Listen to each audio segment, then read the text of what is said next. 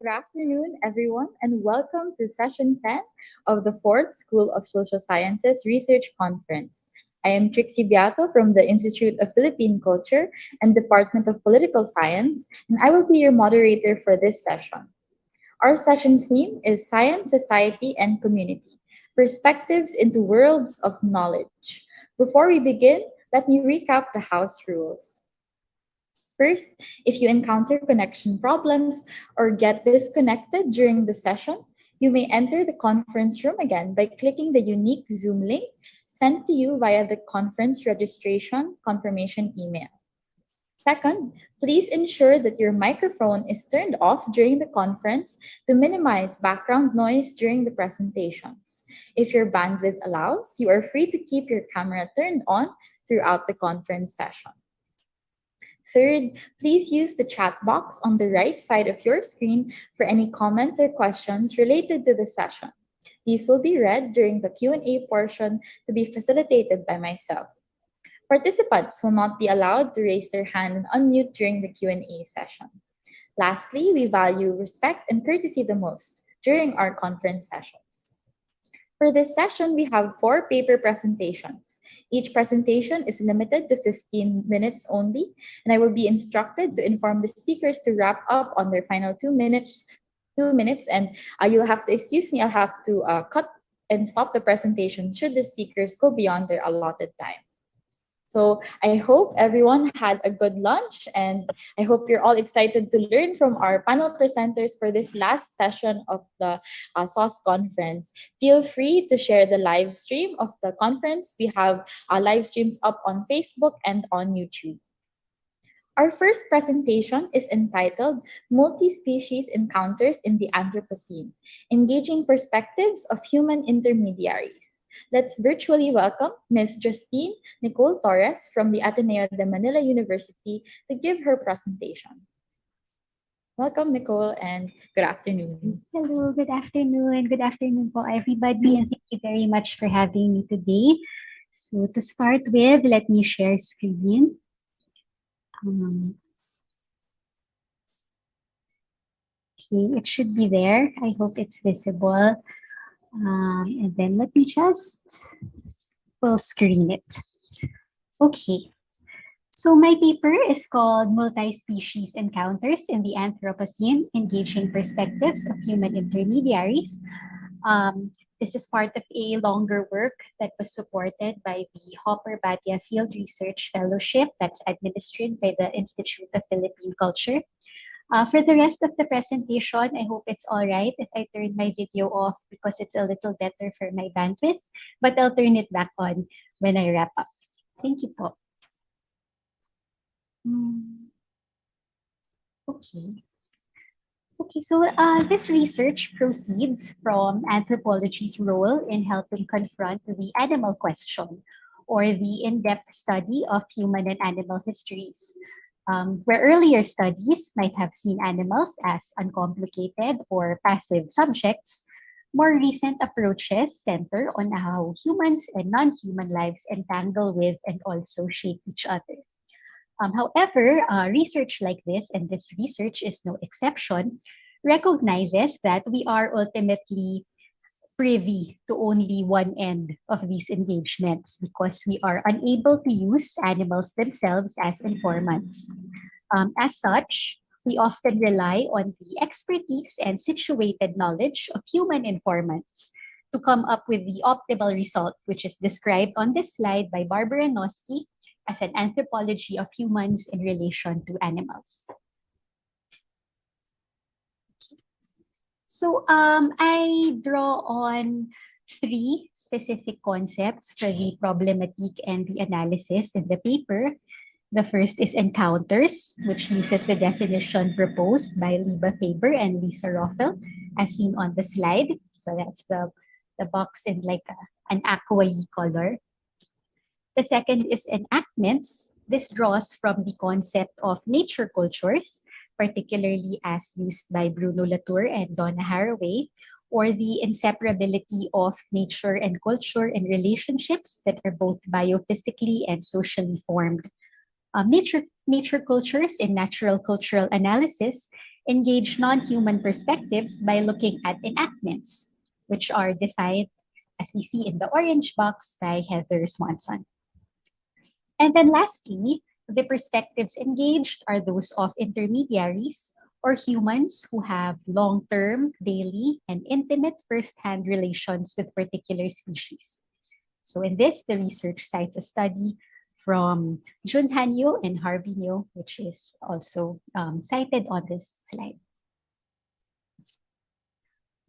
So the research was conducted at the Palawan Wildlife Rescue and Conservation Center, or the PWRCC in Puerto Princesa City in Palawan in 2018 to early 2019, so before the pandemic and the lockdowns. As a brief backgrounder, the PWRCC was established in 1989 with financial and technical support from the government of Japan to focus on the conservation breeding of the Philippine crocodile. It was reorganized in the year 2000 to focus on broader goals. So conservation breeding, yes, but also research and production of the two species, and to also serve as the Wildlife Rescue Center for the province, an ecological park for education and recreation, and a training center for wildlife management. Throughout the research, there are two non-human species that are focused on. The first is the saltwater crocodile. Um, the PWRCC is the only accredited commercial breeding facility for saltwater crocodiles under the International Convention on the International Trade of Endangered Species of Wild Flora and Fauna. So this means that there can be private crocodile farms for saltwater crocodiles in the Philippines, but they are required to source their hatchlings from the PWRCC. So the saltwater crocodile we might be especially familiar with because this is the species that figures in a lot of transgressive encounters or attacks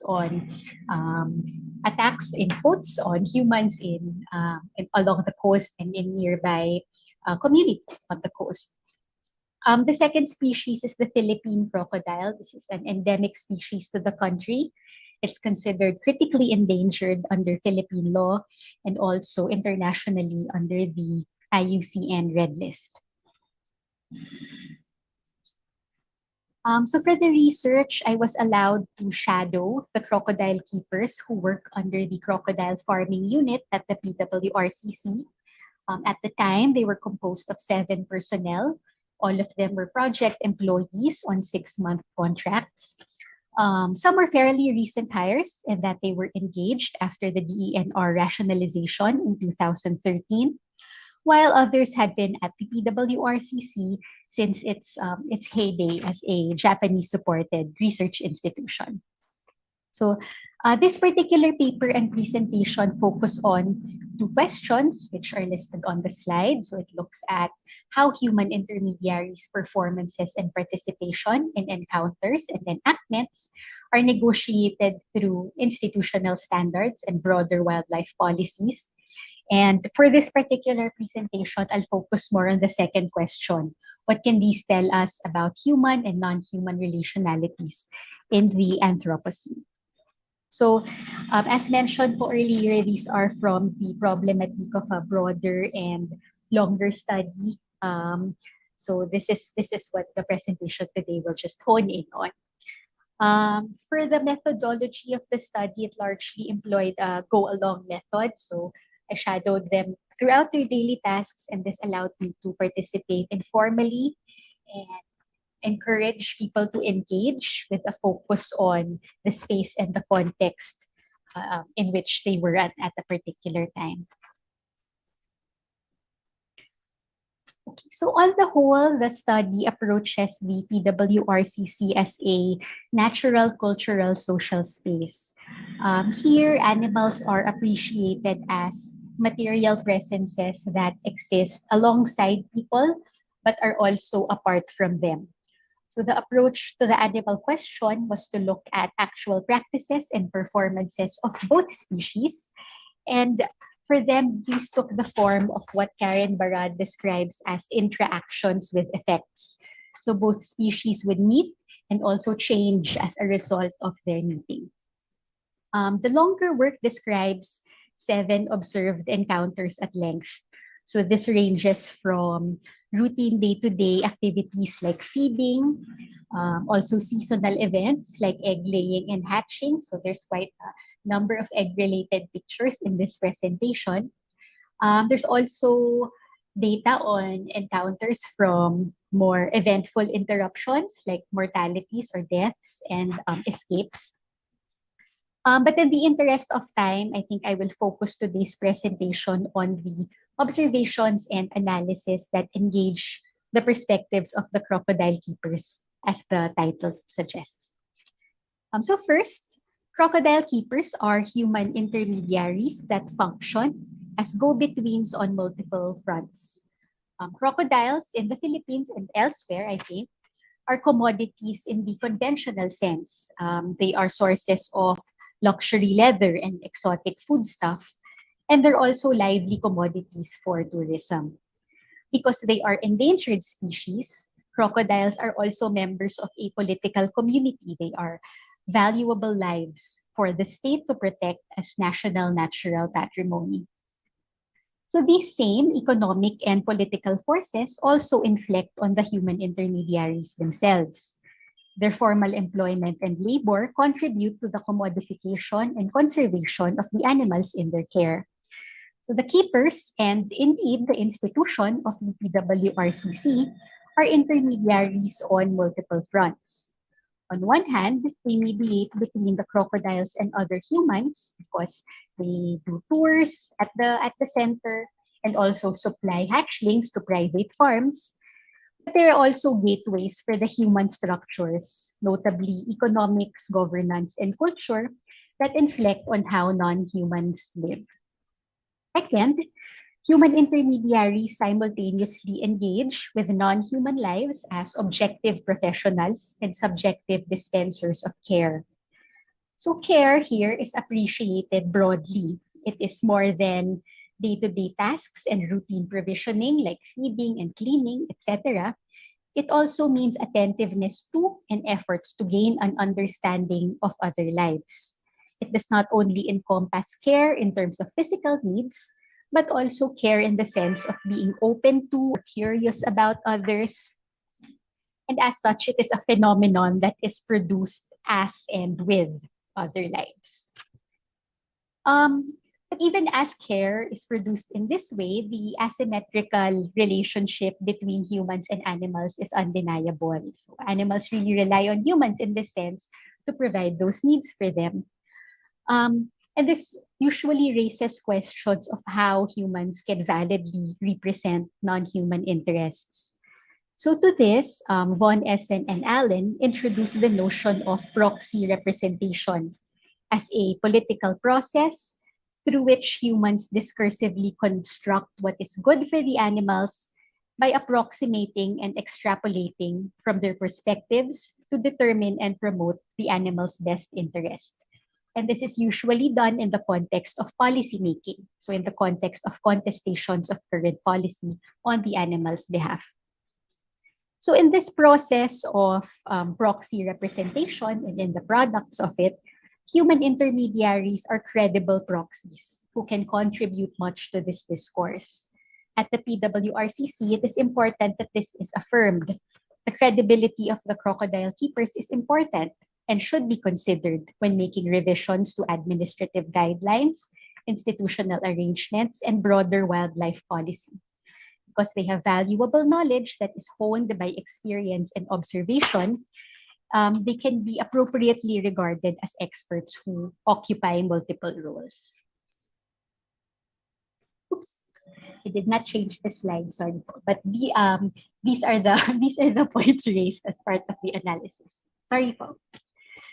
So in these Anthropocene times, I think the spaces where humans and non-humans come into contact are more varied and also more complicated. Um, Human communities, they creep into animal habitats and there are more opportunities for harm and transgression from both ends. Animals also take on new commodity lives, informing new forms of human consumption. So with these, there is also the possibility of a deeper appreciation of non-human attributes and subjectivities. For this reason, human and non-human spaces can also become closer conceptually as nature cultures that are continuously created and recreated by the associations between various species. And this po for my last slide, I will turn my camera back on.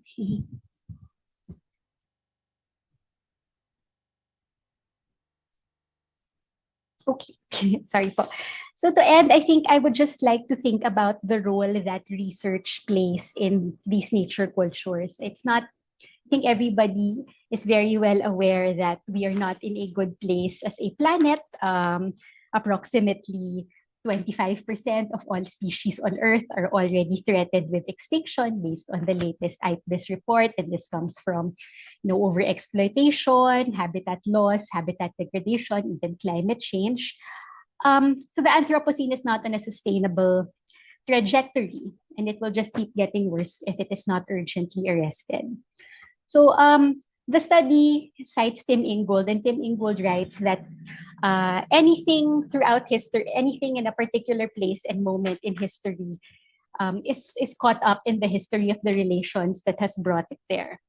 And research can do much into understanding those relations more deeply so that we learn about ourselves, we also learn about others, we also learn about the other lives that inhabit the earth with us.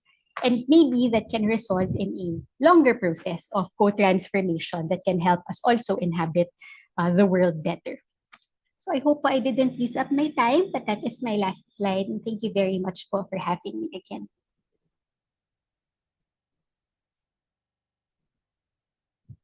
Right. So thank you very much, Nicole, for your presentation, and we look forward to hearing from you during the open forum. So to our participants, if you'd like to put in your questions, we'll be reading them during the open forum part. So for our next presenter, the next presentation is entitled "The Role of the Private Sector in Supporting Populations Displaced by Disasters: The Case of the Philippine Disaster Resilience Foundation," or the PDRF. So let's virtually welcome Mr. Edwin Salonga from the Asian Disaster Preparedness Center. So Mr. Salonga, hello, good afternoon, and welcome to the session. Hello, good afternoon, everyone. And I would like to share my screen right now to everyone. Please let me know if you can see. Yes, we can see it. Great. So good afternoon to all the attendees in this research conference. I'm Edwin Salonga, the country program manager in the Philippines of the Asian Disaster Preparedness Center. I also serve as a lecturer at the Ateneo de Manila University and the De La Salle University. I'm pleased to share with you the highlights of my paper on the role of the private sector in supporting populations displaced by disasters. This is a result mainly of literature review and augmented by interviews with key informants from the Philippine Disaster Resilience Foundation, or PDRF, which is considered to be the country's major private sector vehicle for disaster risk management. Disasters often lead to displacements of affected populations. We all know this. While some evacuees may be able to return relatively quickly after a hazard has abated, others may experience displacement for a protracted period to last for months or even years. Aside from disasters, conflicts and climate change further aggravate the situation of people at risk as one intensifies the impact of the other. Successful measures on disaster risk reduction limit how long people are displaced and help ensure displacement occurs in a dignified manner. The number of displaced people in recent years continues to rise. Data from Internal Displacement Monitoring Center, or IDMC, indicates around 40.5 million new displacements in 2020. This is the highest figure recorded in 10 years, even with the COVID-19 pandemic that may have discouraged people from seeking emergency shelter outside their primary residence.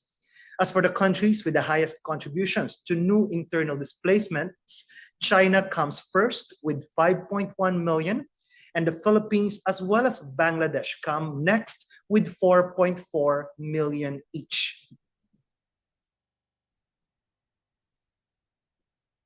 The private sector plays a significant role in reducing disaster losses and managing impacts to affected populations. Recent disaster management frameworks recognize this, such as the Hyogo Framework for Action 2005 to 2015 and its successor, the Sendai Framework for Disaster Risk Reduction 2015 to 2030. The private sector is now regarded as a stakeholder in disaster risk reduction, especially as a part of the government. While governments are viewed to be primarily responsible for preventing and responding to humanitarian needs, the private sector is seen to contribute a lot in reducing and managing disaster risks. Businesses provide financial and non-financial resources to help alleviate the impacts of disasters on affected communities. In addition, the private sector is seen to make humanitarian responses quicker and more effective, especially those businesses with local presence that act as first responders. Some even expanded their roles from being donors and service providers to being commercial actors as they respond to humanitarian crises. Businesses are seen to facilitate growth and productivity for displaced people and their host communities. I think we all know this, but it's worth noting that the Philippines is located in the Pacific Ring of Fire, one of the most seismic countries in the world. It is also located in East Asia's typhoon belt. Its unique topography exposes it to earthquakes, volcanic activity, tropical cyclones, storms, and floods that displace millions of people each year. In 2020 alone, about 4.4 million new disaster displacements were recorded in the country. This figure is the second highest in the world, only behind China. Aside from disasters, conflict and instability in the southern part of the country also contribute to protracted displacement of people spanning already decades. The Philippines consistently ranks among the countries in the world with the highest disaster risk in recent years, according to World Risk Reports. Now, turning us over to PDRF, it was formed in the wake of Tropical Storm Ondoy or Ketsana in 2009, answering the call for private sector support in the provision of relief and response assistance to affected communities. It started with a 5-pillar program consisting of development interventions in shelter, livelihood, education, environment, and water infrastructure, sanitation, and health. Its model allowed corporations to participate in ways they are comfortable with.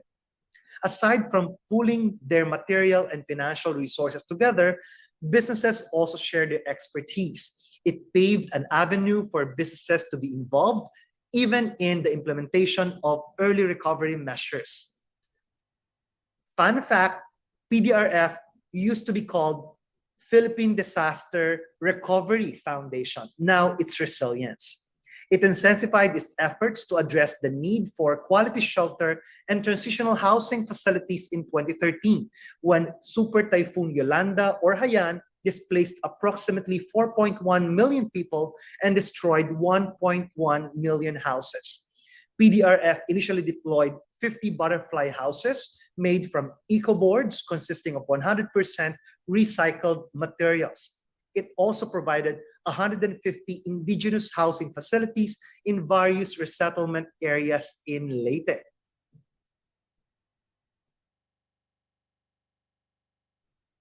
It supported development efforts when the crisis in Marawi, of course, a city located on the southern island of Mindanao in the Philippines, happened in March 2017. The crisis displaced thousands of local families. In collaboration with other organizations, PDRF worked on addressing the medical, water, and sanitation, livelihoods, and education needs of the affected populations in the area. Understanding that jobs and livelihoods are important to well-being, PDRF supported the design and implementation of job fairs in Marawi. Among those that participated were local enterprises with an interest in supporting economic empowerment of affected populations. In 2018 alone, while PDRF supported the recovery efforts in Mindanao, it also responded to the Mayon volcanic eruption in January, the Super Typhoon Ampong or Mangkut in September, and the Typhoon Rosita or Yutu in October. And then, of course, the COVID-19 pandemic happened. It heightened the needs and vulnerabilities of internally displaced persons. Moreover, it impeded humanitarian efforts, delaying the delivery of lasting solutions. In cases like this, it is evident that local actors play a crucial role in ensuring that adequate assistance is given to those who need it the most. While the COVID-19 pandemic in the background, PDRF adjusted its operations to ensure continuous delivery of its services while following safety measures set by the government. PDRF was able to coordinate and implement various response efforts of its member companies. By the end of 2020, it raised donations valued at 3 billion pesos or around 60 million US dollars worth of cash and in-kind donations through Project Ugnayan. It was a multi-sectoral collaborative effort of the private sector, which aimed to provide unconditional emergency cash transfers to help economically vulnerable families and address the food security needs of those affected by the enhanced community quarantine. Through Project Ugnayan, PDRF was able to reach over 7.6 million people in vulnerable communities of the greater Metro Manila area. With regard to PDRF as a model for private sector engagement, using it as a model, there are a number of factors identified to contribute in its successful design and implementation of development initiatives. First, PDRF lends emphasis on building the disaster resilience of MSMEs. Nowadays, working with larger and more established companies is considered one of the most promising ways to upgrade micro, small, and medium enterprises. This is, of course, in fragile and development context. While most of its members are big companies, PDRF believes in the strength of the supply chain, with large companies linked with MSMEs. In just a few years, PDRF reached 7,000 MSMEs throughout the Philippines with its business continuity training. PDRF, with its UN partners, also developed CCAP, or the Synergizing Recovery Initiatives, Knowledge and Adaptation Practices for MSMEs, which is a unified online business recovery hub to help enterprises affected by the pandemic. Second, PDRF maintains its political neutrality. PDRF was able to sustain funding from a diverse range of sources, with the majority coming from the private sector. Because of this, companies can aid affected communities across political lines. It deploys the assets of its member companies to support the needs of affected communities. PDRF works to augment the capacities of the government believing that disaster management is not a responsibility of the government alone. Hence, it coordinates with the government to provide support by providing necessary resources such as fuel, machinery, and manpower. Third, PDRF invests in emergency preparedness. Aside from its disaster response and recovery efforts, PDRF also focuses on disaster risk reduction and emergency preparedness. It is rooted in the belief among the business leaders behind PDRF that large-scale calamities are now the norm in the Philippines, being a disaster-prone country. PDRF plays a lead role in business continuity awareness and capacity building. PDRF has its own e-learning platform on disaster risk reduction, business continuity, and climate change adaptation. It calls it the Innovations Academy for Disaster Awareness, Preparedness, and Training, or the iAdapt platform. It aims to prepare communities against disasters. Moreover, PDRF also believes the private sector has a role to play in fighting the effects of climate change and helping reverse it. Fourth, PDRF promotes innovation. Consider among its innovative practices is the establishment of its Emergency Operations Center, or EOC. It believes that there must be an efficient way of providing relief, goods, and services to the needs of the populations affected by disasters. Effective coordination means partnering not just among businesses, but also with governments and development organizations. Its EOC has an operations room that combines location software, data sources, and weather information.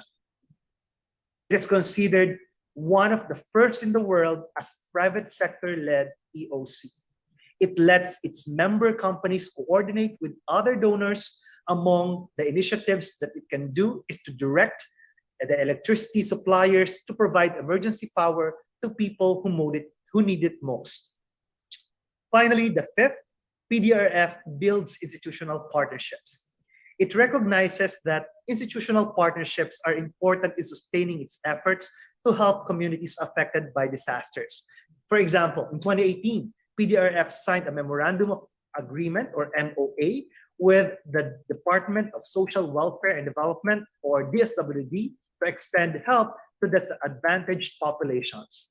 This MOA seeks to strengthen public-private partnerships towards inclusive development in the country. Also, together with Office of Civil Defense, or OCD, the National Disaster Management Office in the Philippines, PDRF developed the Public Service Continuity Planning Guidebook, or PSCP Guidebook.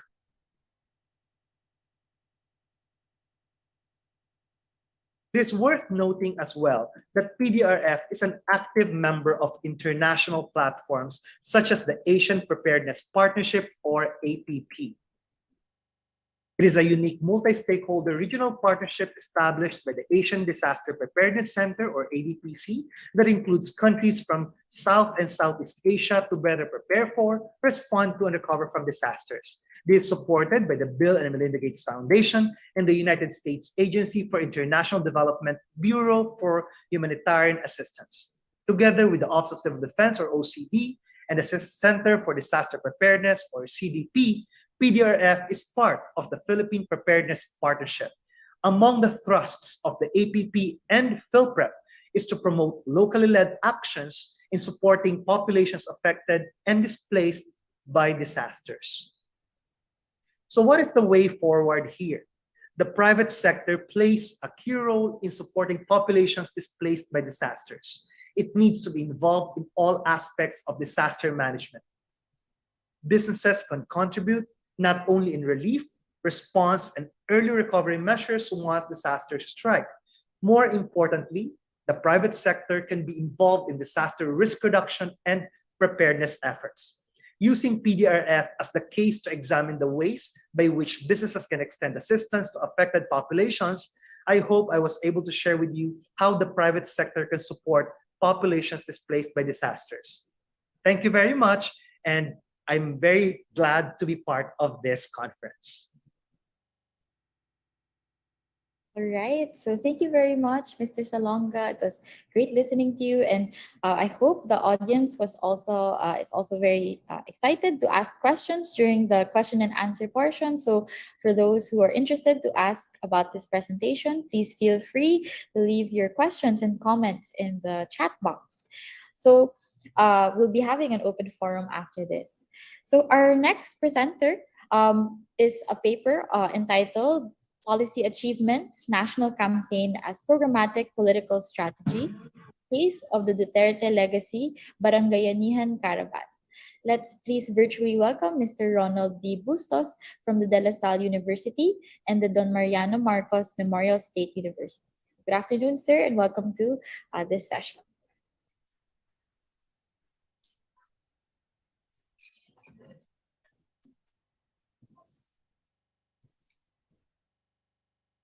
All right. Is it visible already? Yes, it can be seen. All right. Hello, good afternoon. I am Ronald Bustos, a PhD in Development Studies student from De La Salle University. I will be presenting in this session a mini paper I submitted in one of my courses in La Salle last term entitled Policy Achievements National Campaign as a Programmatic Political Strategy, the Case of Duterte Legacy Barangayanihan Caravan.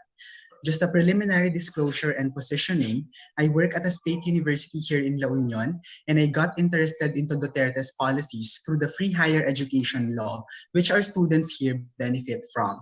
I am critical of Duterte, and I am not a Duterte supporter, nor the opposite of such. I stand as an academic who has grown interest in the rise of populist leaders like Duterte and their policies. This paper is also not a fact-checking endeavor about the contents of the Duterte legacy.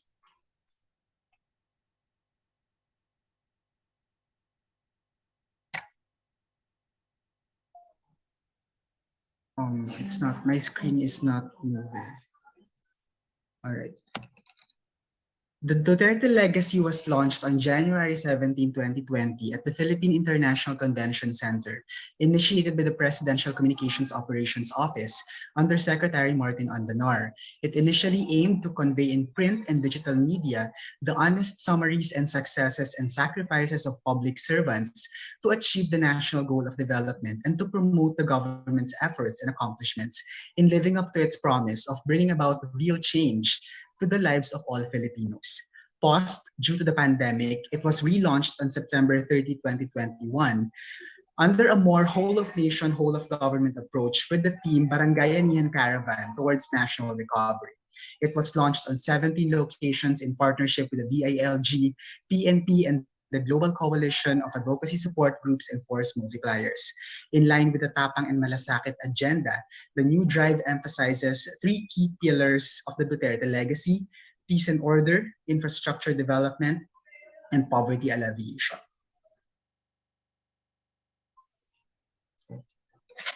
There's something wrong with my, all right. In a nutshell, programmatic politics is a form of distributive politics that employs policy achievements and previous record of accomplishments to secure the electoral success of a party or candidate. It is quite the opposite of clientelism, which utilizes material benefits targeted to a population segment to gain votes. The former has a more inclusive and a universal appeal, that's the programmatic politics, because it does not select beneficiaries, while the latter, the clientelistic exchange, is more targeted and contingent.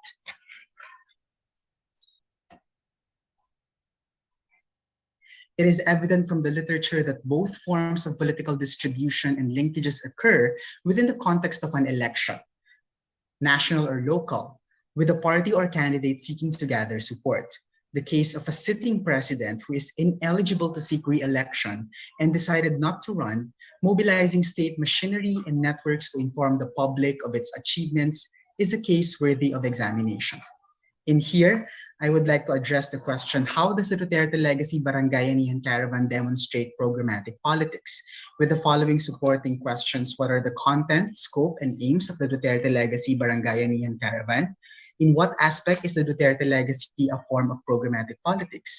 How is the Duterte legacy campaign similar or different from local cases of programmatic political approach to election campaigning? And in what way is the Duterte legacy a form of patronage politics? This paper argues that the Duterte legacy Barangayanian Caravan is a political strategy. It forwards that a nationally sponsored legacy campaign of a sitting president's achievements and accomplishments promotes a unique brand of programmatic politics, especially in the aspects of scope, fueled by his incumbency and political machinery. The examination of the legacy campaign by the incumbent administration through a programmatic political framework aims to contribute minimally on knowledge based on distributive politics, post and non-clientelist linkages, and patronage democracies. It seeks to situate the legacy communications caravan in the context of the upcoming 2022 elections, while investigating its role and influence on the local and national campaign scenes leading to the polls. As a mini course paper, I employed secondary data, desk research, and content analysis of the Duterte legacy campaign materials and news articles available online. This paper is drawn largely from Masudi and Kurnyawan's conceptualization of programmatic politics as a political strategy to gain electoral support that occur when a party or candidate highlights its previous record of implementation in public policy delivery or its promises of future policies instead of reliance on other appeals such as ethnic solidarity, candidates' charisma, material exchange, or patronage networks. By adopting this definition, the present investigation situates the Duterte legacy campaign as a political strategy and as a concept framed through a politician and on a national scale versus the traditional framing of through a political party and in a local scale. In Susan Stokes' conceptual scheme shown here, the two forms of distributive politics are programmatic and non-programmatic politics. Based on the figure, the difference is in the method of distribution and political patronage. The latter's rules and distribution criteria are public, while the former's distribution of benefits is not public and targeted to individuals of particular groups. In non-programmatic distribution of politics, there are no public distribution criteria, or the public criteria are undermined by private partisan individuals. Cheeseman et al. Forward that for a political party or a politician by extension to be defined as programmatic, well-structured and stable ideological commitments constitute the basis for, number one, link between the party or politician and its constituents, number two, internal organization of the party or administration, and number three, the policymaking process and the platform that results. Stokes forward two criteria for a scheme or linkage to be programmatic. First is when the distribution of criteria are formalized and made public. And second, if the rules shape the actual distribution of benefits or resources. Otherwise, a violation of these two criteria implies non-programmatic distribution.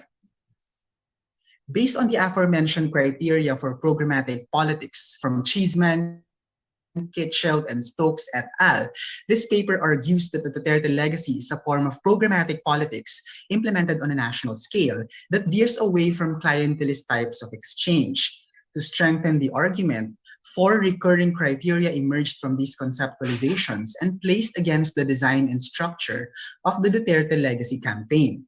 These criteria namely link between the politician and the constituents, public distribution of resources, development of policy packages, and internal organization of the party or administration. These are mapped against the characteristics of Duterte legacy, national caravan, success stories of beneficiaries, policy accomplishments, and collaboration of government agencies. First, its scope is national, covering 17 regions of the country, and telling the policy and infrastructure legacies of the incumbent administration, establishes and strengthens the link between Duterte and the constituents. The legacy campaign's approach brings the administration and the president close to the people, even in remote towns and cities. On the ground, Duterte establishes a link between him and the voters through the heads of regional, provincial, and local offices of national government agencies. As a matter of structure, for the second part, the Duterte legacy conveys success stories or testimonials from direct beneficiaries of the policies in its suggested program flow. In the case of the Duterte legacy, Testimonials came from beneficiaries of the Free Tuition Law, Universal Health Care Act, the Alternative Learning System, and the Malasakit Centers. Policies that are inclusive, criteria for beneficiaries are made public, and the rules help shape the distribution of the political resource. The success story component of the Legacy Caravan illustrates the government policies are inclusive and non-selective. Third, the Duterte Legacy Campaign is an information dissemination drive that aims to inform the public about the policy accomplishments of Duterte. In following Cheeseman, programmatic politics employs policies and programs to gain electoral support instead of resorting to traditional clientelist exchanges that involve material goods. In the case of the Duterte Legacy Campaign, the administration is promoting its record of notable accomplishments in the fields of peace and order, infrastructure, and poverty alleviation. Such an approach to gain massive public support can be classified as programmatic distribution of politics. Finally, as a matter of approach, the Duterte Legacy, initiated by the Presidential Communications Arm, is a national campaign brought to life by the synergy of various government agencies in collaboration with LGUs and a private sector group. A DILG memorandum available online dated September 30, 2021, mandates its regional offices to support the campaign. This whole of nation, whole of government approach dedicated to the legacy communications campaign of the administration amplifies an internal organization of the party or administration. It emphasizes an internal agreement of the consistency of messaging among government agencies and secretaries as instructed by the PCOO. The collaboration of various government agencies highlights the ideological agreement among the cabinet members and the Duterte administration. It is also very similar to some local cases of programmatic politics available through the book of Hicken in 2019 and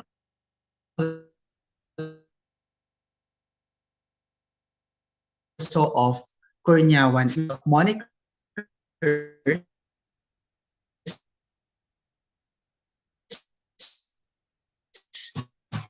forwards a brand of programmatic Muntin, Mr. Nice Guy, and Mr. Education help boost the candidate's campaign for electoral support.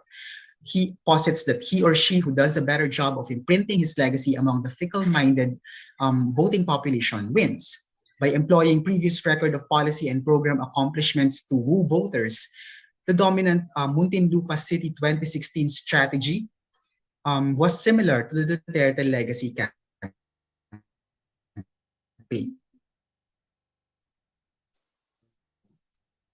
In a way, it is also a form of bare minimum of the government. In the words of Rosina, moniker politicians tend to take credit for themselves for the services that would be provided by the government anyway. Secondly, Duke Thomas Dolorical, also in Hicken, established incumbency as an advantage for politicians. He examined incumbency and patronage as determinants of electoral success in Rinconada, Camarines Sur. He posits that incumbent candidates have the resources and convenience of access to state resources and formal networks necessary for financing an electoral campaign and securing a well-organized mobilization structure. Such is also the same with the case of Kulon Progo, Yogyakarta, Indonesia, wherein an incumbent official has all prepared the clientelist and vote buying strategy, but opted not to activate them due to his stellar record of programs and projects to brag. While he is in a more advantageous position as the incumbent, Histo built a strong base of supporters based on his programmatic success in Kulon Progo in the last 5 years in office. The Duterte Legacy Barangayanihan Caravan also forwards some form of patronage politics. According to online news articles from the Philippine News Agency about the Duterte Legacy Caravan, each caravan is also a venue for distributing material benefits from the government. These take the form of relief goods, seedlings, haircut services, or medical assistance, alongside the goal of informing the public about the government's accomplishments. For instance, in Gabaldon, Nueva Ecija, it comprised of free haircut services and so on and so forth. It is also the same case in Barangay Nagbangi in San Remigio, Antique, which included an information and education campaign about government services where the residents could avail of, in addition to food packs, grocery items, cloth face masks, and vegetable seedlings, courtesy of various government agencies and local government units. In conclusion, this paper forwarded that programmatic brand of politics could take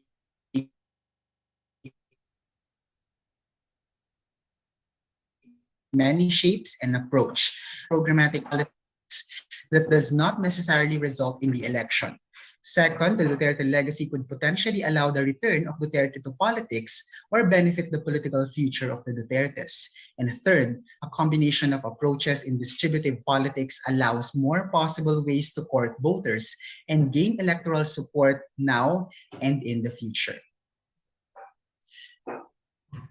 Thank you so much for listening, and I'm glad that I was able to share this in the Ateneo audience. Good afternoon. Thank you very much, Mr. Bustos. We definitely appreciate being able to hear from you this afternoon. So to our participants, keep your questions coming. We'll get to them during the open forum. So our last presenter for this afternoon is presenting a paper entitled Codes of Contention, Themes of Collaboration, Conflict, and Compromise in the Early 20th Century Typhoon Warning Systems of the Philippines and Hong Kong. So let's welcome to the virtual floor Ms. Bianca Angeline Aban-Claveria from the Ateneo de Manila University. So hello and good afternoon. Hi, good afternoon, everyone. Before I begin, allow me to first share my screen. There's an option that came out, so. Yes, you can just proceed. Okay, that's great. Oh, hold on. Okay, so I hope you guys can see my screen. And a pleasant Wednesday to all. I'm Bianca Angeline Aban-Claveria. I'm from the Department of History. And the title of my paper presentation is Codes of Contention, Themes of Collaboration, Conflict, and Compromise in the Early 20th Century Typhoon Warning Systems of the Philippines and Hong Kong. So to my fellow paper presenters, our panel moderator, and everyone joining us here in this conference session, I'm sincerely grateful for the privilege of your time. So my paper presentation for this panel will proceed in this order, and the discussion of findings will be mainly based on relevant arguments and conclusions from my MA thesis, which I had the opportunity to defend last month. So last March 23, 2022, PAG-ASA introduced revisions to its typhoon warning classifications and tropical cyclone wind signal system. You see, PAG-ASA realigned the country's typhoon classifications with regionally accepted standards and synchronized it with the classifications of the United States Joint Typhoon Warning Center, or JTWC. The changes were also concrete responses to feedback received from PAG-ASA's forecasters and stakeholders and the need of PAG-ASA to provide a more effective typhoon warning system. Looking back 95 years ago, the Philippines typhoon warning system actually had 8 signals, each with their respective day and night versions. Upon the advisories of the Philippine Weather Bureau, which was PAG-ASA's predecessor, these signals were hoisted to the air from semaphore stations, time signals, and local buildings for everyone to see. The meanings and precautions of each signal, an example provided on the slide you can see on the screen, is from typhoon signal number 8.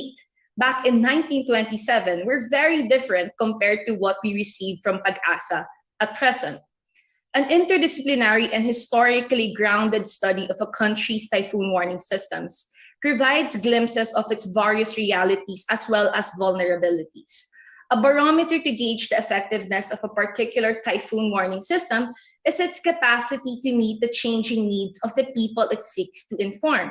Therefore, studies on how typhoon warning systems were developed and utilized in the past are arguably effective guides for us to look back to as we continue to improve on our typhoon warning systems based on our specific needs in the present.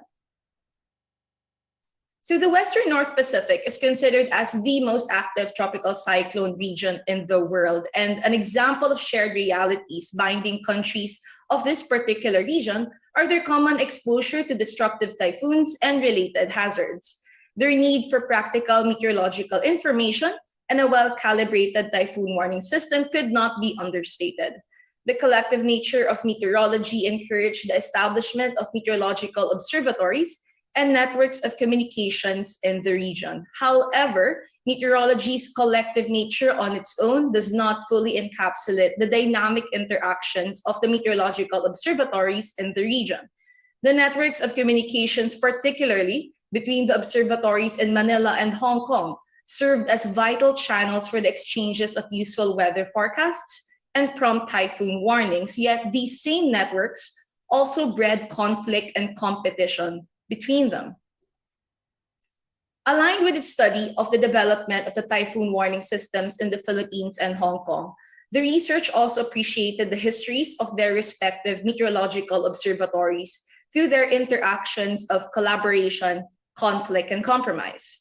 These experiences collectively influenced not only their establishment and development as observatories, but also brought to the fore the faces of notable personalities that colored and enlivened their institutional histories. The research also considered how the 1930 Hong Kong Conference achieved collective resolutions for the sake of uniformity in typhoon warning signal codes and its economical benefits. However, it also highlighted how the conference resolutions were born out of encounters of differences in terms of typhoon warning systems and practices in weather observation, which eventually led to deadlocks which required compromises. So the research argued that exposure to typhoons in the region motivated collaborative intercolonial networks of meteorological communications between the observatories in Manila and Hong Kong. However, locally bound typhoon warning systems influenced these networks with encounters of conflict and compromise. The argument was further guided by the following research questions. So for this presentation, I will mainly focus on the discussion of findings for research questions numbers 2 and 3. With its focus on modern and contemporary periods in history, a transnational framework considers the movements of people and ideas and the existence of connections beyond the confines of national boundaries.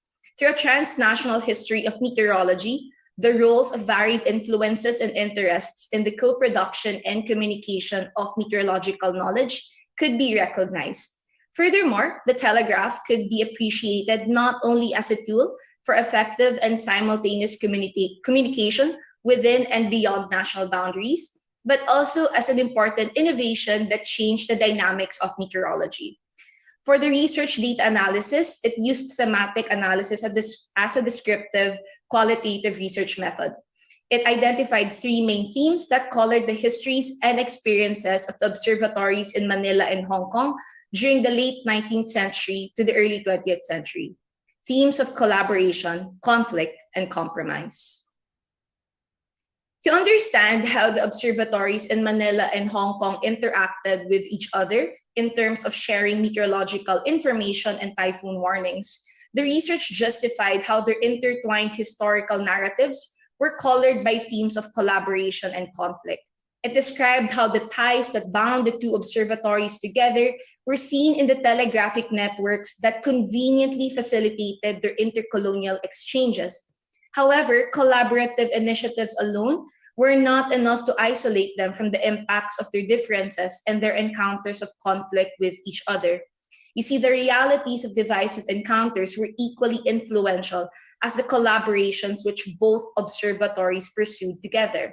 As more people and institutions had access to meteorological information and typhoon warnings, it was unavoidable for comparisons and competition to brew between the 2 observatories. Furthermore, it was no longer just a question of which observatory could be relied on more to provide accurate and reliable information and warnings. How they were disseminated and published also influenced the interactions between the 2 observatories. To concretely answer the question, why were different typhoon warning systems followed in the Philippines and Hong Kong, the research offered parallel and intertwined historical narratives that revealed the glaring influences of local contexts and experiences of typhoons, to the development of typhoon warning systems in the Philippines and Hong Kong. Both countries were similarly situated within a historically known typhoon-ridden region, yet their respective typhoon warning systems clearly reflected distinctions, differences, and lack of synchronization. An ever-present vulnerability particular to the Philippines were its unreliable networks of telegraphic communication. Ironically, these same communication lines were expected to immediately fail during the passing of a typhoon.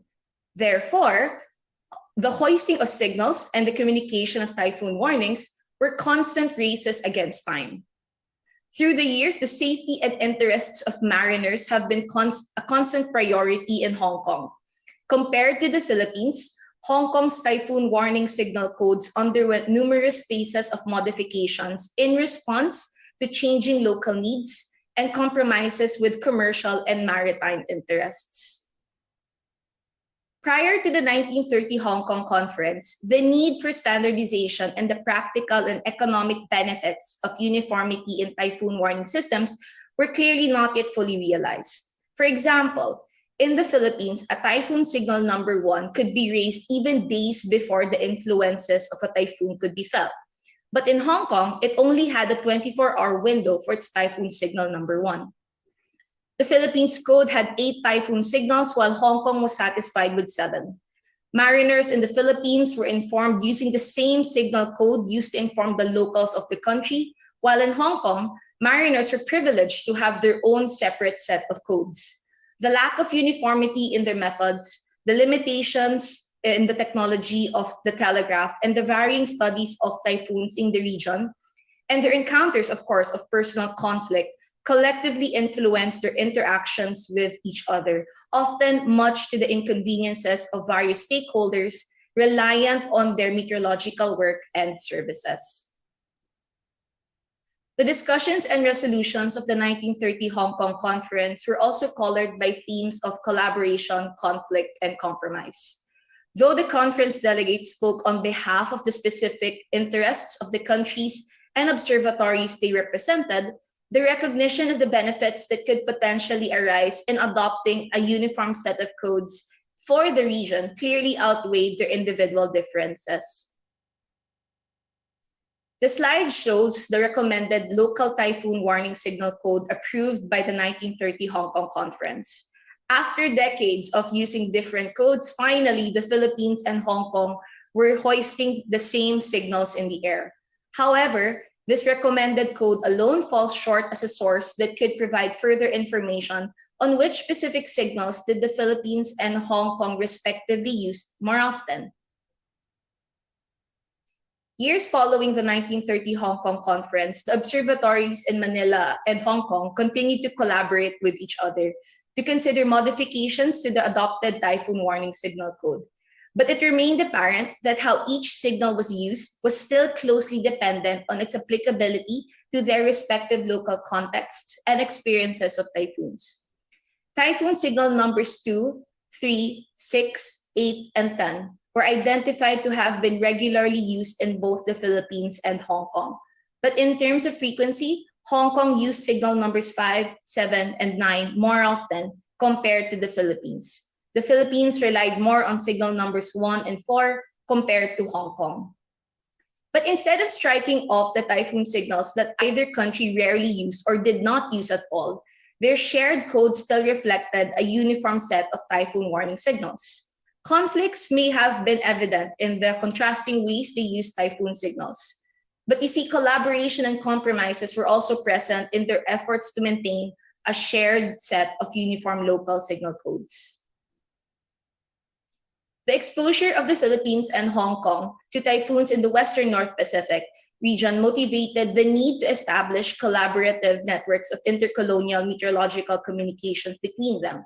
But with neither a uniform typhoon warning signal code nor a standardized method of observing and communicating meteorological information, these networks were often ridden with confusion and conflict. The objectives for uniformity and economy in the 1930 Hong Kong Conference sought to improve the networks of meteorological communications in the region. But however, the conference discussions also revealed the underlying influences, of locally bound typhoon warning systems, followed by the different countries in the region. For its recommendations, the research proposed that thematic analysis and parallel narratives could also be used to understand the interactions between another pair or group of observatories in the region. Further research could also be focused on the Philippines Typhoon Warning Signal Code from the late 19th century up until the 1930 Hong Kong Conference, because it's very interesting that our country's local signal code remained unchanged for decades. And of course, we could also explore the Uniform Telegraphic Code that was agreed upon during the conference and possibly nuance how each observatory used it based on their local context and experiences. So this is where I end my paper presentation. And once again, allow me to express my sincerest gratitude for the privilege of your time. Ad Maiorem Dei Gloriam. Great. Thank you so much, Ms. Claveria, for your presentation. To our audience members, thank you also for your active listening. So we now move on to the open forum portion. So keep your comments and questions coming, and we'll definitely read them. So let's get the ball rolling, and I'll ask the first question. So the first question is directed to Ms. Torres, our first presenter. Um, First question: how can your findings on the role of human intermediaries as proxies for the animals contribute to the existing policies on conservation and preservation as well?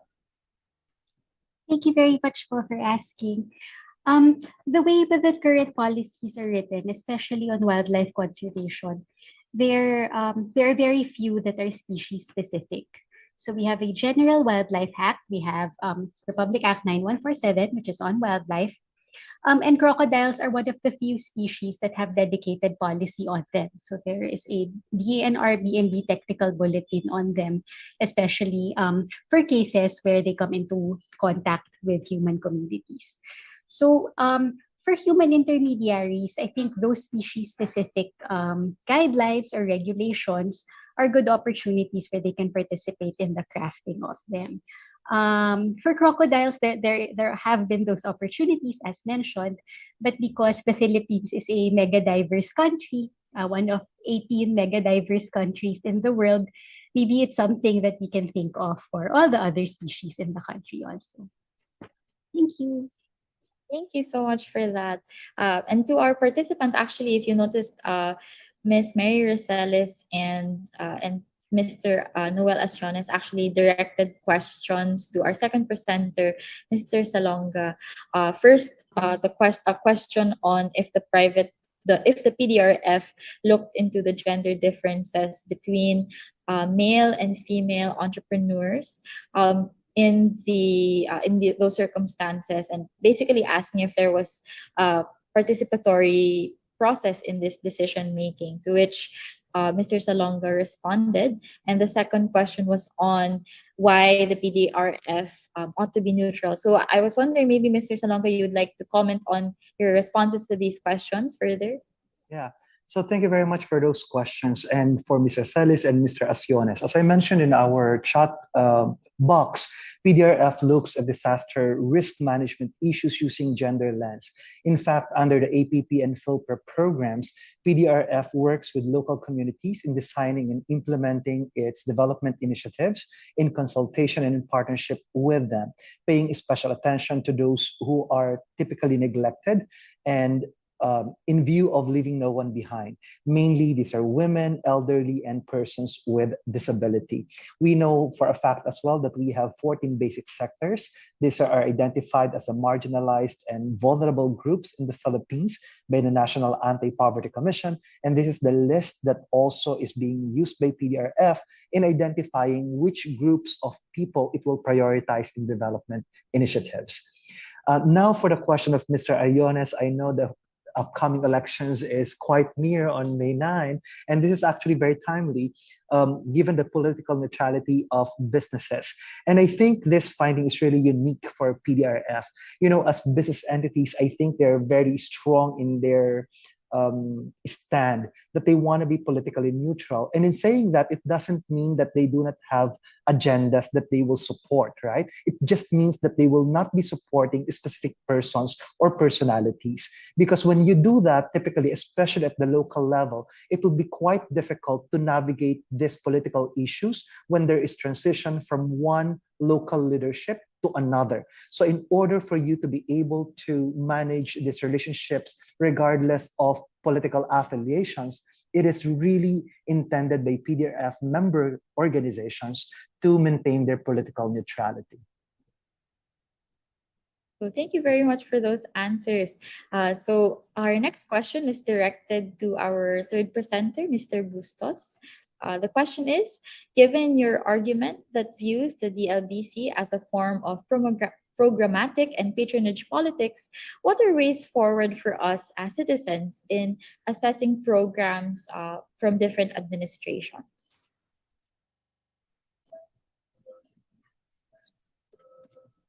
Um, I don't think programmatic politics or clientelist linkages is negative per se. So I think that assessing previous programs or past record of accomplishments of our previous administrations can still be examined using programmatic characteristics or criteria of programmatic politics. What I forward in my paper is that this can be used by the incumbent in the future of his political family, perhaps, as an instrument to sustain their political popularity. So I think that administrations are of course have all the right to use programmatic linkages as part of their political strategy. All right.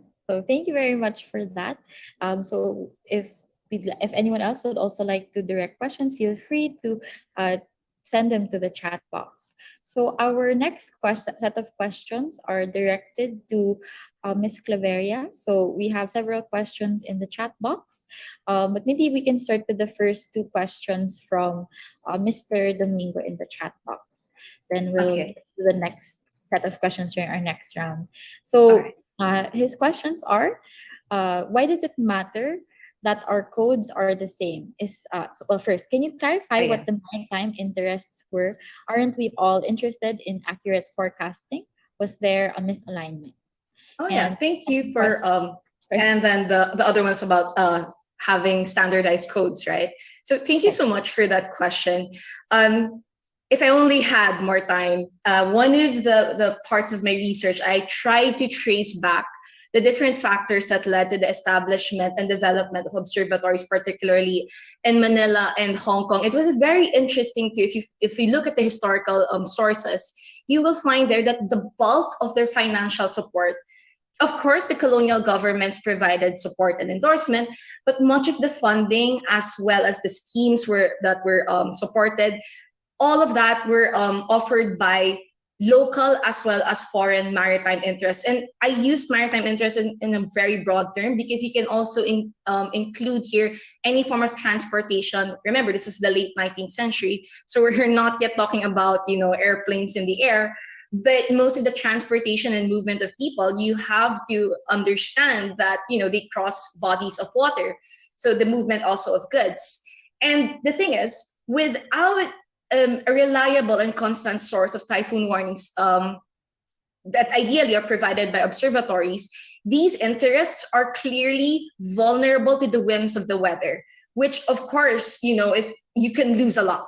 These are risky times. So it's interesting to actually encounter sources, right? Historical sources, which clearly show that the bulk of the support, even in the Manila Observatory, yes, it was Jesuit run, but you can even consider exogenous interests, like outside of the religious order. They provided financial support, even though yes, the MO was clearly Jesuit run. So we need to also consider that those different factors. And to address your second question, why is it important that codes are the same? It was actually one of my main questions, because when I encountered the conference transcripts for the 1930 Hong Kong conference, I wondered, what's the whole, purpose behind seeking uniformity, and to put it, bluntly, economy.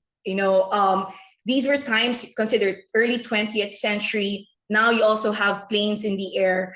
Now the interests are to ensure that these different forms of transportation, as well as movements in business and people, when they communicate typhoon warnings, dapat, I'm sorry if I'm code switching, ideally we should be on the same page. Now just imagine, prior to this 1930 Hong Kong conference and prior to the initiatives of different international organizations, the IMO, which was the predecessor of the World Meteorological Organization, magkakaiba yung mga codes, how they record the weather, and it was really confusing, especially to mariners. Imagine they need information from these institutions, from these observatories. But when they ask, for example, telegraphic codes, they have to negotiate through different standards of measurement. So practicality and economy. If I could try to answer, I propose that as an answer to your question on why it's important for codes to be similar. But also, this was a long-term initiative from the IMO when they really wanted, late 19th century, they wanted to have a sense of standardization. And what's interesting is up until now, you can see that effort, that they continue to somehow set a sense of uniformity. However, there is that acknowledgement that we need to still recognize that there are varied local contexts and experiences that have to be factored in whenever they develop typhoon warning systems, which leads me to Ma'am Rosales' question, which is actually one of the points of this research that unfortunately I was not able to fully tap into, but I am excited to do that because if you read the different observations done by weather forecasters of the Philippine Weather Bureau, so the Philippine Weather Bureau was the predecessor of the MO, you'll note there, for example, in an eclipse or a typhoon, their own narratives, now reflecting as well how they saw, based of course in their culture or in their own practices in that locality, how they perceived or saw these disasters or these typhoons. But it's something that I want to look into. However, when it came to the development of typhoon warning systems by the Manila Observatory, the sources I was able to resort to clearly shows that as much as possible, they wanted to align the systems on what is accepted by the IMO or what is accepted by international meteorological conferences or congresses. But it's something I want to further delve into. So thank you so much for that question. Culture is actually important as well to appreciate how these different localities or communities, for example, are responded or acted towards hazards such as typhoons. So thank you so much for those questions. I hope I was able to answer it. Yes, thank you very much.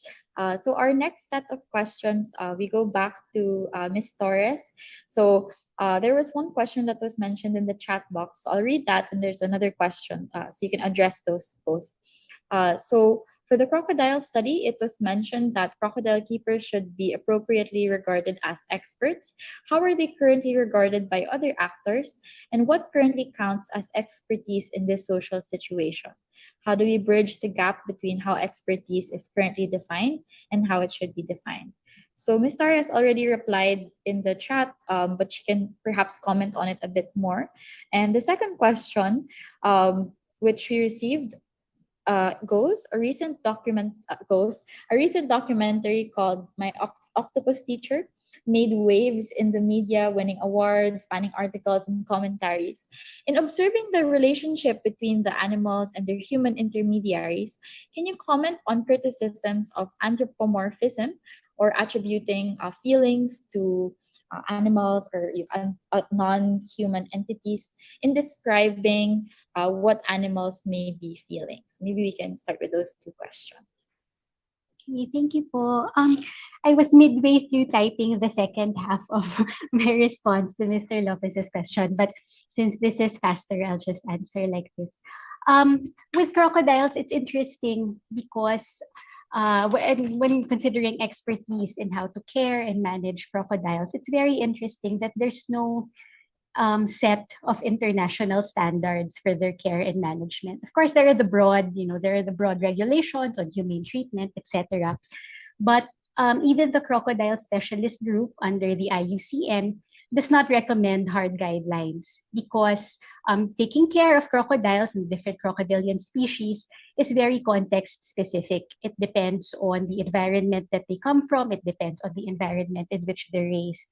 And so I guess recognizing that flexibility should also expand what counts as expertise in this situation. So expertise should very properly include insights and input from the people who are engaged on a daily basis in this care and management, which is unfortunately not always the case. And I don't think that this is limited to environmental policy. I think this is something that we see in other areas as well. As regards anthropomorphism, yes, it's very tricky not to anthropomorphize. I think anthropomorphizing also just comes from who we are as people. It's how we relate to lives that are not our own. We see them in relation to ourselves. Um, but the literature, even as it discourages, anthropomorphism in that we only want to take care of things that we like or things that we think are cute, etc.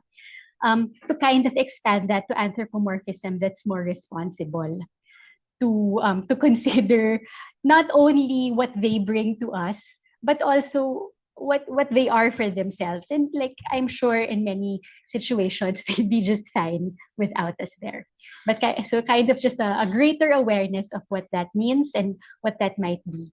So that's where enactments are usually used to kind of recognize what animals do by themselves, whether or not we're there, and how we affect those enactments. That's kind of one of the approaches that's being, I guess, deployed to pursue a more responsible form of anthropomorphism. So I hope that helps. Yes, thank you so much, Miss Torres.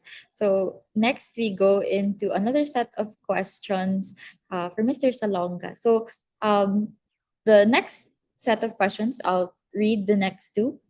First, are there other models of public and private partnerships in other disaster-prone countries that can be compared to the model that is employed by PDRF? And second, what are the usual challenges in partnerships between the public and private sector in disaster management? Yeah, thank you very much for those questions. The first one, I think, with regard to the other models, I'm quite familiar with several, but only in Asia, because the program that I am running for the Asian Disaster Preparedness Center is concentrated in those areas, specifically in South Asia and Southeast Asia. For example, in Myanmar, Cambodia, Nepal, Pakistan, and Sri Lanka. And I think for most part, we are a bit more advanced compared to other countries with regard to the private sector engagement in disaster risk management, especially on efforts in supporting populations displaced by disasters. And there are certain levels by which the private sector is involved. For example, in some areas, it is only done as a part of their CSR program or their corporate social responsibility, and the others are more deeply ingrained in their products and services as well in their core programs. But on the second question, with regard to challenges on private and public partnerships, I think we are all in agreement, I hope, that while PPP projects are important, that the private sector actually navigates through different challenges that it needs to overcome so that these projects need to be successful. So one, I think that comes to my mind right now would be continuity. As I mentioned earlier, for example, in the Philippines, our local government, the leaders are only for 3 years, and therefore the next year, the next term, we're not sure if the same administration or person will be in power, and therefore continuity is disrupted. Another thing would be in terms of political will, not only by the people in power, but also of the communities. I think it is Paulo Freire who said that conscientization is important in livening up the consciousness of people. And therefore, especially with the upcoming elections, I think that we need a more educated population in order to ensure that we elect not only the right persons in the government, but the people are more engaged in designing and implementing projects that affect them. And finally, I think is still with regard to corrupt practices in the government. And while this is important not only in the national level, but I think also in the local level, um, and our intention is for the private sector to be encouraged to put more resources with in public and private partnerships. But we can only do that if they know that their counterparts are being leveraged with resources that are really used for what it is intended for. So I think those are the major three challenges that comes to my mind right now. All right. So thank you for that answer. And we have um, an, an agreement from Mr. Domingo in the chat box. So our next question is for Mr. Bustos again, if you're available. Yeah. All right. So hello. The next question is how can the assertions and analysis made in your paper be expanded to understanding the programs and platforms of previous or future administrations? I think it's more on the side of the voters to be more critical of politicians running for elections or seeking re-election, to be more critical of their programs, to be more critical of their platforms, that they should not be blindly following politicians who are using previous projects perhaps in an exaggerated fashion to be able to woo the voters and gain more votes. So I think we could use this as a starting point for future elections, for the May 2022 elections, which is fast approaching, for us voters to be more critical of the programs, the promises, and the projects being offered to us by the candidates. Programmatic politics as a political strategy is more universal, general, and more appealing to the public, to more people. So I think that we should also research more on who really passed this law, for instance, or policy, who were really the responsible lawmakers, for instance, and also give credit to who it is also due for that matter. So yon, siguro more on the side of the voters. All right. So thank you very much for that response, Mr. Bustos. And right now, our next question, and I think so far, unless there are more questions in the chat box, our last question is for Ms. Claveria. So this is following, I think it follows the current discussion, at least the current set of questions that led to questions on indigenous knowledge and involving communities, and of course bridging that with the questions on why there needs to be a standardization of codes.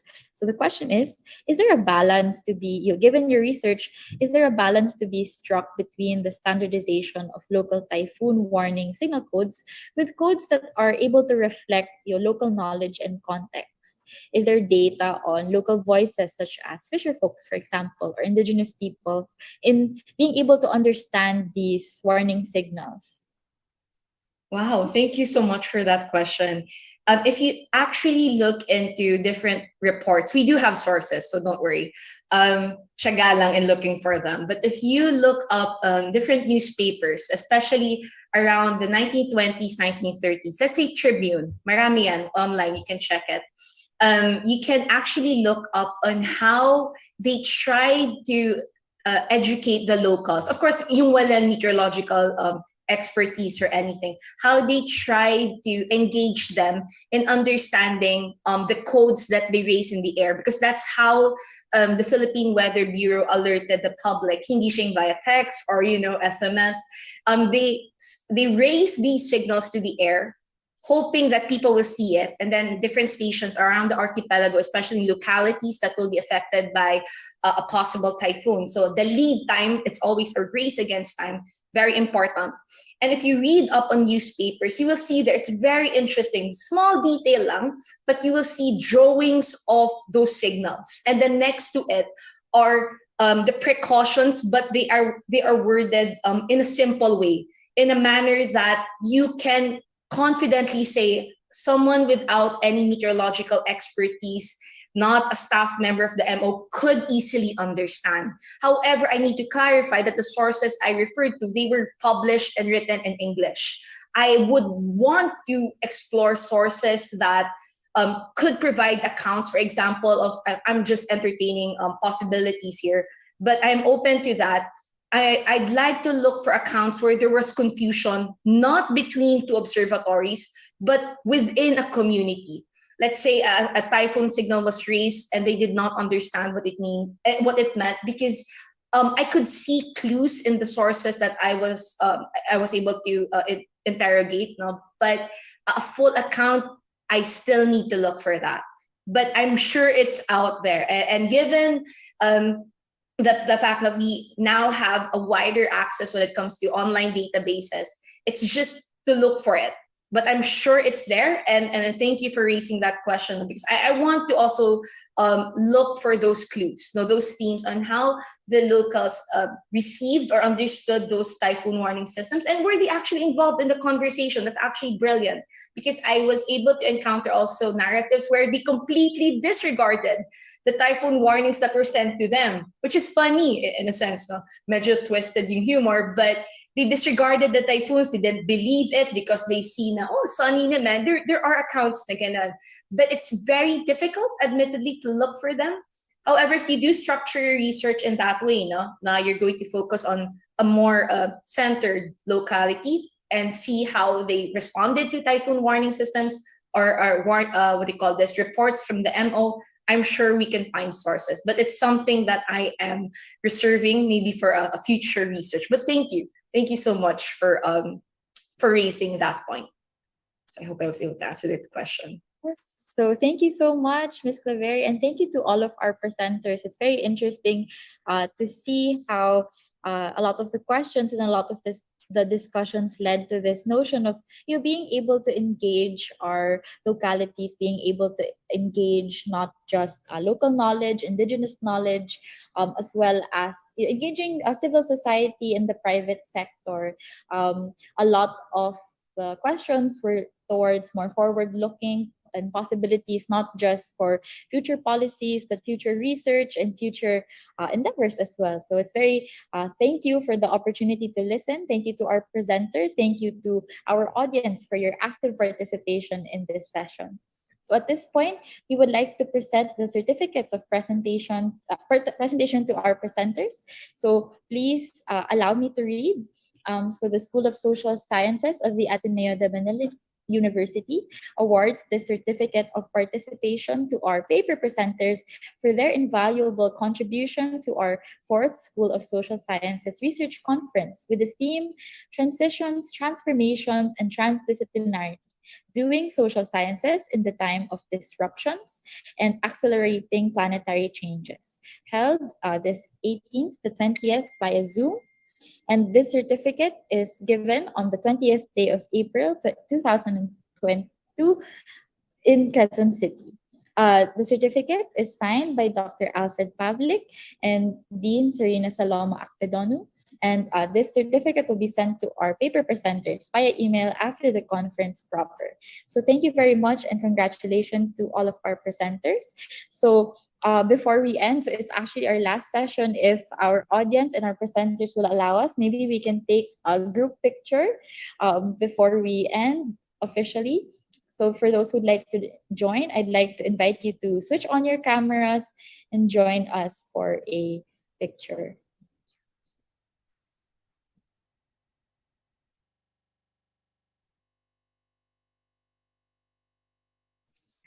All right, so if you'd like to join, we'll give you a few more seconds to switch on your camera.